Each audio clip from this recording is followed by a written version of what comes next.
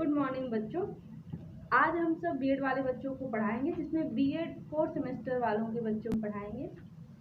इसमें हम आज आपको आपका जो है 3rd यूनिट जो है निर्देशात्मक परामर्श अर्थात डायरेक्टिव काउंसलिंग, ठीक है, हम आपको आज निर्देशात्मक परामर्श के बारे में बताएंगे। निर्देशात्मक का जो अर्थ होता है, तो निर्देशात्मक जो परामर्श के कुछ नाम संबोधित किए जाते हैं, जैसे कि परामर्श केंद्रित, परामर्शदाता केंद्रित परामर्श, या फिर नियोजन परामर्श, या फिर निर्देशात्मक परामर्श। इसको जो है अनेक नामों से जाने जाते हैं।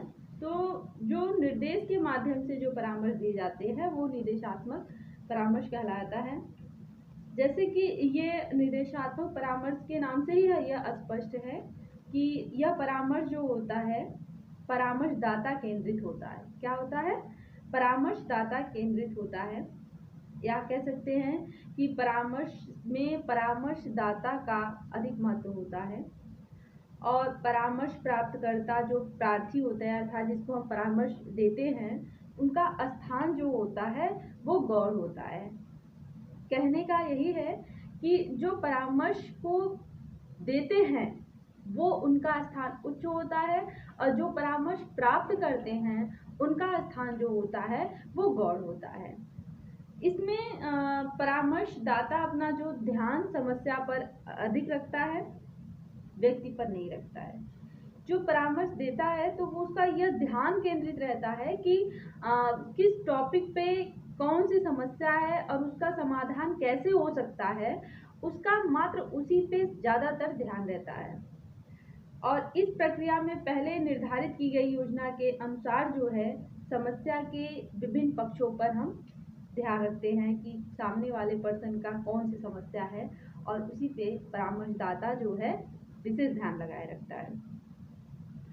निर्देशात्मक परामर्श का जो प्रवर्तक है, जो निर्देशात्मक परामर्श की जो स्थापना किया है, वो मिनी साहा विश्वविद्यालय, कहाँ? मिनी साहा विश्वविद्यालय के E.G. विलियम्स, किसने किया था? विलियम्स ने, E.G. विलियम्स ने किया था। और इसमें जो है परामर्श के अंतर्गत परामर्श का कुछ उत्तरदायित्व विशेष रूप से होता है, प्रशिक्षित परामर्श पर होता है। तो परामर्श देने से पूर्व वह जो होता है परामर्श प्राप्तकर्ता जो होता है उससे वह मित्रवत, या कह सकते हैं मैत्रीवत संबंध स्थापित करता है। और जो परामर्श में परामर्शदाता उसमें रहते हैं वो बहुत महत्वपूर्ण भूमिका निभाते हैं, और उसमें जो होता है वह स्वयं के भावनाओं को का एवं दृष्टिकोण को स्वतंत्र रूप से वह अभिव्यक्त नहीं करता है। इसमें जो परामर्श प्राप्त करता रहता है उसके भावनाओं के बारे में वो जो है विशेष ध्यान रखता है। इसमें जो परामर्शदाता होता है वो प्रमापी प्रश्नों की एक श्रृंखला पूछी जाती है, जिनसे वह उत्तर संक्षिप्त होते हैं, जैसे कि क्या नाम है, कहाँ क्या करते हैं, ऐसे क्वेश्चन। तो इसमें जो परामर्श प्राप्त करता है या फिर परामर्श जिसको दिया जाता है वह उसकी अपनी जो अभिव्यक्ति होती है, जो भावनाएं होती है, उसकी इसमें नहीं होती है प्रमापित प्रश्नों में के माध्यम में, और वह उदासीन रूप से सेवार्थी जो होता है अपनी भूमिका का निर्वहन करता है। इसमें जो होता है विशेष तौर पे जो परामर्शदाता है वो नेतृत्व करता है और मूल्यांकन का स्वयं सुझाव भी देता है, और जो स्वयं सेवार्थी की समस्या पर वो विचार विमर्श भी करता है, एवं हम कह सकते हैं कि वो पूर्ण रूप से दिशा निर्देश भी प्रदान करता है निर्देशात्मक परामर्श के अंतर्गत। अब हम निर्देशात्मक परामर्श की विशेषता, जैसा कि आप लोग जानते हैं कि अब ऑनलाइन जो है OMR शीट पे क्लासेस होने वाले हैं, तो एग्ज़ाम होने वाले हैं, तो आप थोड़ा सा ध्यान रखिएगा कि जैसे कि निर्देशात्मक परामर्श के स्थान पर या कुछ दे दिया कि परामर्शदाता केंद्रित परामर्श इसको कहते हैं, या नियोजन परामर्श कहते हैं, निर्देशीय परामर्श कहते हैं। तो ये सब चीज़ें थोड़ा सा आप ध्यान रखिएगा कि इसको किन किन नामों से जाना जाता है। नियामक पर जो परामर्श है उनकी बहुत सारी विशेषताएं भी होती हैं। इसमें परामर्शदाता जो होता है वह बहुत योग्य होता है, अनुभवी होता है और प्रशिक्षित भी होता है। इसमें समस्या के समाधान के संबंध में जो उपयुक्त सुझाव देता है। तो अगर निदेशात्मक परामर्श के अंतर्गत कहा जाए तो इसमें निर्देशात्मक अगर जोड़ा जाता है तो उसमें जो होता है उसमें परामर्शदाता का अनुभवी होना या योग्य प्रशिक्षित होना जरूरी होता है। लेकिन जब केवल परामर्श की बात करें तो परामर्श सभी दे सकते हैं, ठीक है, शिक्षित भी अशिक्षित भी। अंतर्गत जो होता है वो जो परामर्श प्राप्त करता है परामर्शदाता के निर्देशों के अनुसार ही कार्य करता है और उसका कार्य केवल परामर्शदाता के कार्य में मात्र सहयोग करना होता है। इसमें जो परामर्श की जो प्रक्रिया में जो परामर्श प्राप्त करता होता है वो बौद्धिक पक्ष की ओर विशेष उसका ध्यान दिया जाता है। उसमें भावात्मक एवं संवेगात्मक पक्ष की ओर कम दिया जाता है। तो कहने का यही है कि वो जो उसका जो बौद्धिक स्तर है उसी को केवल देखा जाता है कि वो क्या, मतलब उसके ज्ञान का लेवल क्या है। उसके जो संवेग होते हैं, उसके भाव होते हैं, इसमें उसका विशेष ध्यान नहीं दिया जाता है। परामर्श की प्रक्रिया में परामर्शदाता जो होता है वह मुख्य होता है, ये तो मैंने आपको पहले भी बताया है, और वह सक्रिय रूप से भूमिका भी निभाता है। और जैसे मैंने आपको बताया भी कि परामर्श प्राप्तकर्ता का स्थान जो होता है वो गौड़ होता है। और इस परामर्श की प्रक्रिया में जो होता है वो प्रार्थी जो होता है या कह सकते हैं परामर्श प्राप्तकर्ता जो होता है वह व्यक्ति की समस्या केंद्र बिंदु होती है, क्योंकि उसी समस्या पे वो जो निर्देशन देता है, जो परामर्श देता है, उसी की समस्या से संबंधित वो बातें करता है, इसलिए उसकी समस्या जो होती है वह केंद्र बिंदु पर होती है और उसे जो होता है वो विवेकपूर्ण और उचित परामर्श प्रदान करता है। तो ये जो होता है, ये सारी चीज़ें जो होती हैं वो निदेशात्मक परामर्श की विशेषताओं के अंतर्गत आती हैं। यही उनके characteristics of this directive counselling के अंतर्गत आती है।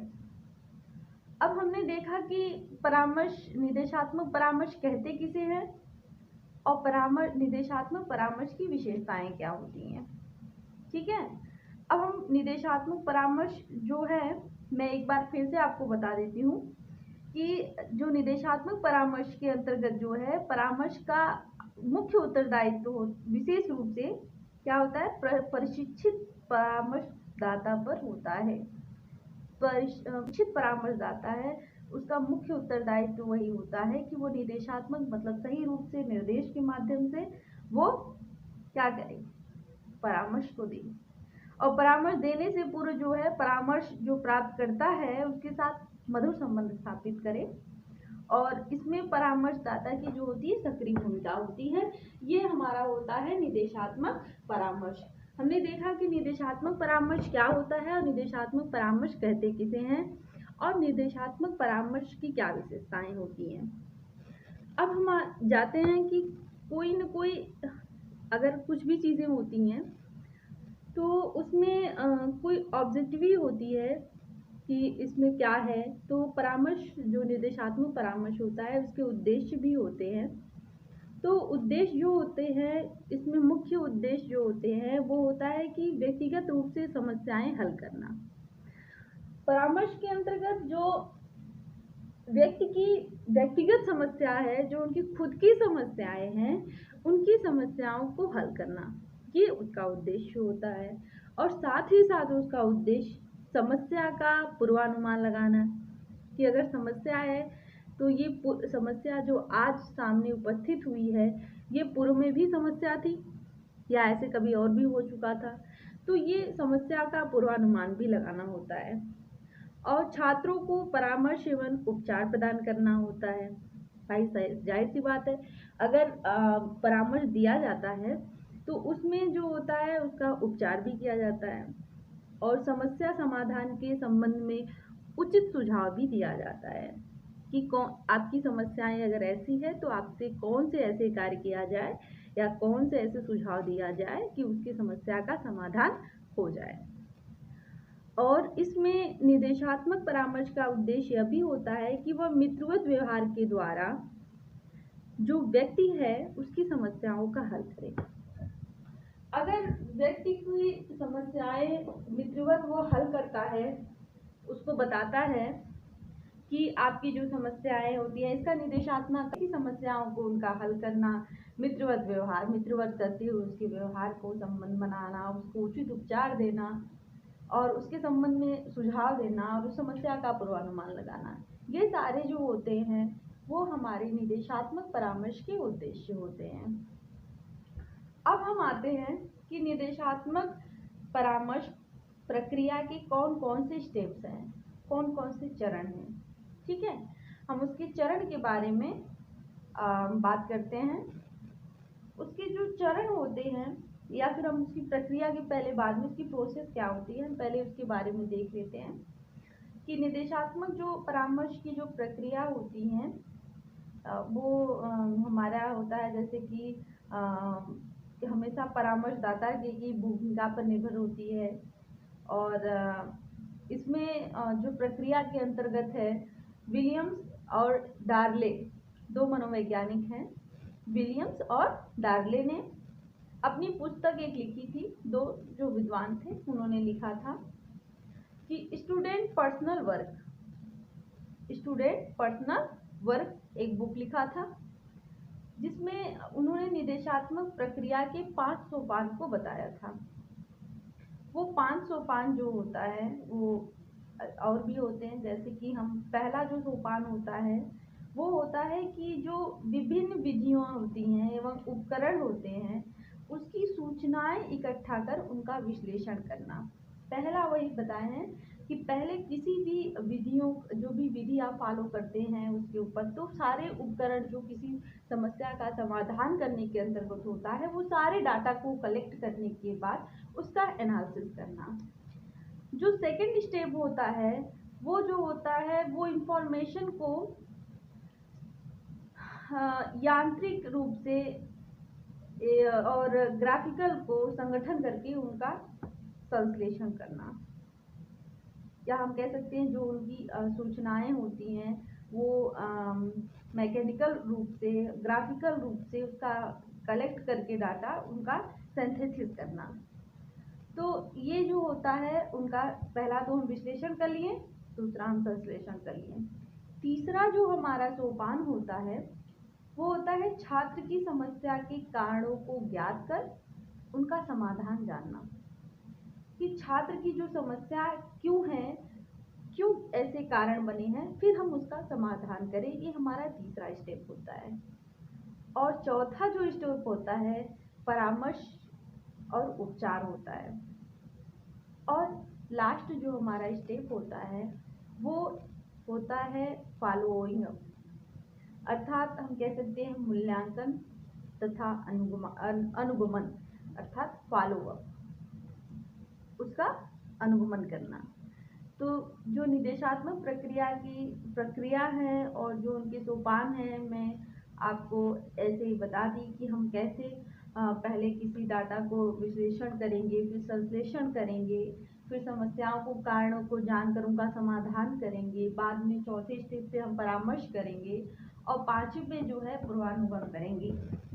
तो आप इसको ध्यान से देखिएगा कि अगर निर्देशात्मक के स्टेप्स पूछते हैं तो ये स्टेप्स 5 होते हैं।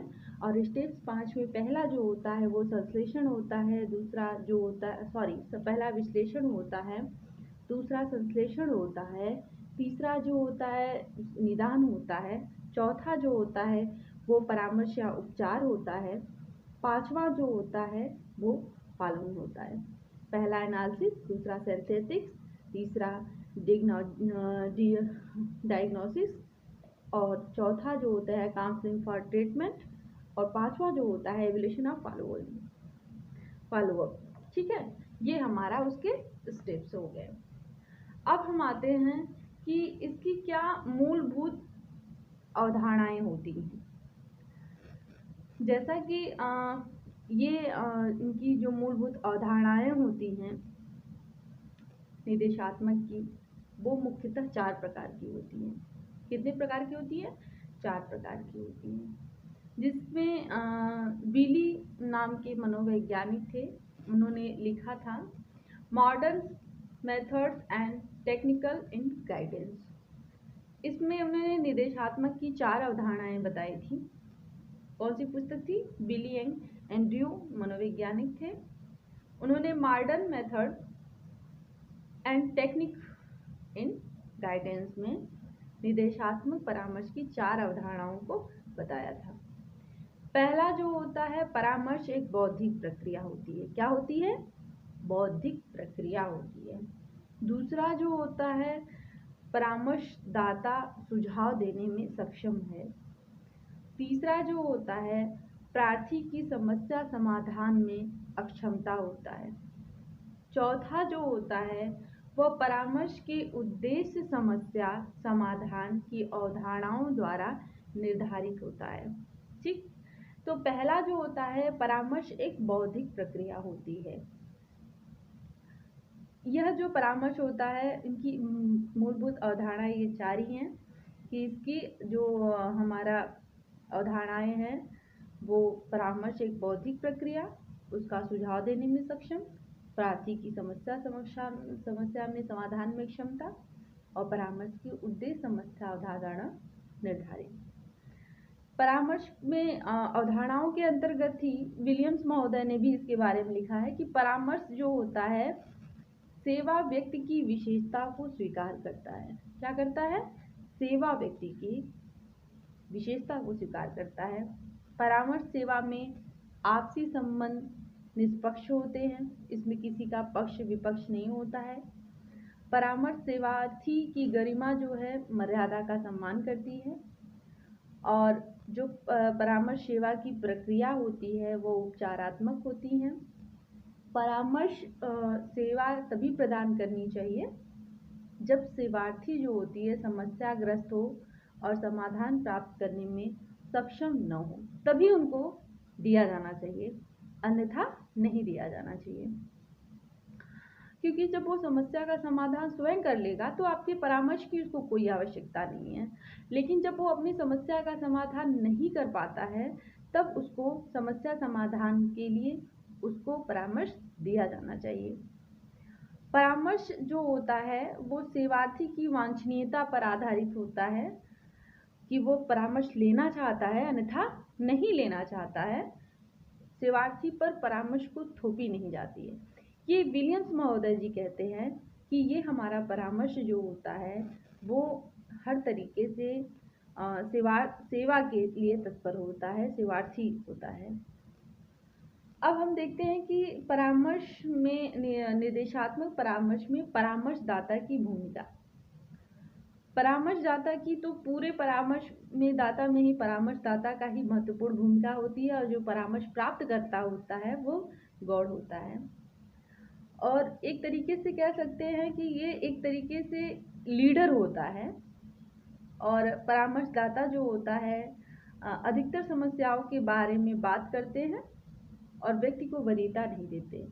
वो अक्सर क्या करते हैं कि वह व्यक्ति को नहीं जान करके और कि वो क्या है कैसे है, लेकिन उसकी समस्याओं के समाधान के बारे में वो ज़्यादा ध्यान देते हैं। और वास्तव में जो परामर्शदाता प्रार्थी जो होता है, परामर्शदाता जो काम करता है न कि उसके साथ करता है। परामर्शदाता जो है प्रार्थी की सोच को सूचना, व्याख्या, सुझाव तथा अनुवाद के द्वारा वो निर्देशित भी करता है कि आपकी सोच ऐसी है, आप क्या कह रहे हैं किसी चीज़ के बारे में, तो वो उसी के आधार पर वो सुझाव भी देता है। परामर्श प्रार्थी के बारे में जो होता है, मतलब जो परामर्श प्राप्तकर्ता जो होता है, सारी संभावित जो सूचनाएं हैं, जो डाटा है उसको कलेक्ट करता है, उसको समझता है, बाद में उसका विश्लेषण करता है और फिर वो सारे जो डाटा होते हैं उसको कलेक्ट करके प्रार्थी जो जिसको समस्या है अर्थात परामर्श जो प्राप्त करता है उसके कौन सी चीज़ों में क्षमताएं हैं, कहाँ किस चीज़ में उसकी सीमाएं हैं, उसका समायोजन, उसका कुसमायोजन, वो सारी चीज़ों के बारे में जानता है। और परामर्शदाता जो होता है समस्या की प्रकृति और कारणों के बारे में जानने के बाद निष्कर्ष बनाता है और वह प्रार्थी की समस्या के विकास में परिणाम घोषित करता है। क्योंकि जब परामर्शदाता जो होता है वो किसी भी परामर्श प्राप्तकर्ता अर्थात परामर्श प्राप्तकर्ता को कोई समस्या है तभी वह परामर्शदाता के पास जाता है। और परामर्शदाता जो होता है वह व्यक्ति को ध्यान में न रखकर व्यक्ति की समस्याओं को ध्यान रखता है और उससे रिलेटेड सारी चीज़ों को कलेक्ट करता है, फिर उसका एनालिसिस करता है। एनालिसिस करने के बाद वो देखता है कि वो कहाँ एडजस्टमेंट करता है, कहाँ एडजस्टमेंट नहीं करता है, कहाँ उसकी कितनी उसकी कैपेसिटी है, क्या उसकी लिमिटेड है। ये सारी चीज़ों को वो परामर्शदाता जो है वो जानता है। सारी बातों को कलेक्ट करने के बाद उसमें क्या करता है कि वो एक तरीके से बाद में उसका निर्णय निकालता है कि वो क्या है और समस्या के कारणों के बाद में उसका परिणाम घोषित कर देता है। और बाद में जो परामर्श प्राप्त करता है उसकी समस्याओं के बारे में वो सुझाव भी देता है और उसके सुझाव को परिणाम का पालन करने को कहता है कि आप ऐसे ऐसे करिए तो आपकी समस्याओं का समाधान हो जाएगा। और ये जो होता है परामर्श निर्देशात्मक परामर्श जो होता है वो आदेश के अनुसार होता है, तो इसलिए इसको आदेशात्मक परामर्श भी कहते हैं कि एक तरीके से कि आप ऐसे करिए, ये करिए, वो करिए। जब वो बोलता है तो कहने का मतलब एक तरीके से वो आदेश के माध्यम से देता है। तो परामर्श जो दाता है समस्या के समाधान हेतु वो आज्ञा या सुझाव देता है, ऐसा परामर्शदाता की भूमिका होती है निर्देशात्मक परामर्श में। हमको उम्मीद है कि आपको समझ में आ रहा है। परामर्शदाता के अब शैक्षिक निहितार्थ होते हैं, क्योंकि अगर वो हमारे गाइडेंस काउंसलिंग में आया हुआ है तो कोई न कोई उसका निहितार्थ होगा। इसमें होता है कि इसके द्वारा जो होते हैं छात्रों को गलत कार्य असामाजिक तत्वों में संलिप्त होने से बचाया जा सकता है, क्योंकि उसको सही दिशा देने के बाद उसके गलत कार्य होने से बचाया जा सकता है। और छात्रों को अध्ययन के लिए संलग्न मतलब लगातार लगने के लिए भी प्रेरित करने के लिए भी निर्देशात्मक जो परामर्श है वो बहुत महत्वपूर्ण होता है। और यह जो है छात्रों को उनके अधिगम के परिणामों में वृद्धि करने में काफ़ी सहायता करता है। और यह जो होता है इसका निर्देशात्मक परामर्श जो होता है वो छात्रों के जो है व्यक्तिगत शैक्षिक सामाजिक समस्याओं का विश्लेषण करके उसका सलाह प्रदान करता है। परामर्शदाता जो होता है कि मृदु व्यवहार से मतलब मधुर व्यवहार से प्रार्थी जो होता है मतलब प्राप्तकर्ता जो होता है अपनी सभी समस्याओं को स्पष्ट कर बताने में काफ़ी सक्षम होता है। तो ये जो होता है वो शैक्षिक निहितार्थ होता है कि निर्देशात्मक परामर्श जो होता है उसमें शिक्षा में हमको क्या क्या चीज़ें मिल सकती हैं। तो इससे हमारे बच्चों जो हैं वो असामाजिक कार्यों से बच जाते हैं, अध्ययन में संलग्न रहते हैं और अधिगम के परिणामों में वृद्धि भी होती है और उनकी जो व्यक्तिगत शैक्षिक समस्याएं हैं उनका निदान भी हो जाता है। और इसमें जो परामर्श प्राप्त करता है और परामर्श देने वाला है दोनों में मधुर संबंध स्थापित हो जाते हैं, जिससे परामर्श प्राप्तकर्ता जो है परामर्शदाता को अपनी बातों को बताने में समर्थ होता है, खुल के बातें बताता है, जिससे उनकी समस्या का समाधान भी हो जाता है। और निर्देशात्मक जो परामर्श है उसको बहुत सारे इसके एडवांटेज हैं, बहुत सारे लाभ भी हैं।